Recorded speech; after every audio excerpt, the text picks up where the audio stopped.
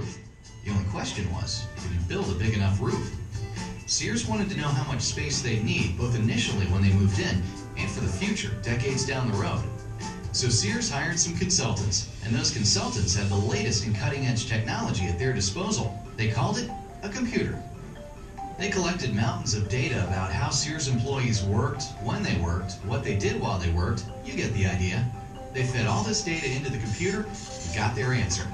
A building that big was going to take some big thinking, and that's where Fosler Khan and Bruce Graham came in.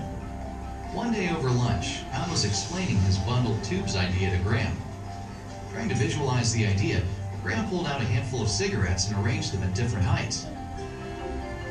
The design would be made up of 9 bundled tubes at the base. 2 of the tubes would end at the 50th floor, 2 more at the 66th floor, 3 at the 90th floor, leaving the tallest 2 to continue to the top. While Sears wasn't trying to break any world records at first, they quickly decided to expand their plans and go for the record of world's tallest building. That meant building a structure 110 stories tall with nearly 4.6 million square feet of interior space. Word quickly got out, and overnight, everyone wanted to be a part of a new world record. Sears wanted the perfect location for their new world record home, so they purchased 2 city blocks near the Chicago River and Chicago's famous Loop. And in August 1970, they broke ground. The project was so big that it took a year before the foundation was complete and the iron workers could get started. To keep things on schedule, giant sections of the building were partially constructed off-site. This allowed the massive structure to shoot up almost 2 floors each week. As the structure reached ever higher, building conditions got more difficult. Winds were much stronger at the top, and temperatures could be as much as 20 degrees colder than at street level.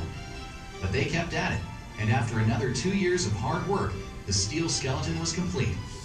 Then it was time for the hundreds of finishing carpenters, plumbers, and electricians to get to work, and they brought along 145,000 lights, 25,000 miles of pipe, 43,000 miles of wiring, 104 elevator cars, 992 toilets, and 796 faucets, not to mention 16,100 tinted windows. In the fall of 1973, they put on the finishing touches so Sears could move into their new home, Chicago's #1 icon and the tallest building in the world. Before long, the tower started to feel like home. And by home, I mean a place where thousands of people like you came through every day. The Sears people were very proud, and they embraced their local and international guests. As times changed, the tower changed too.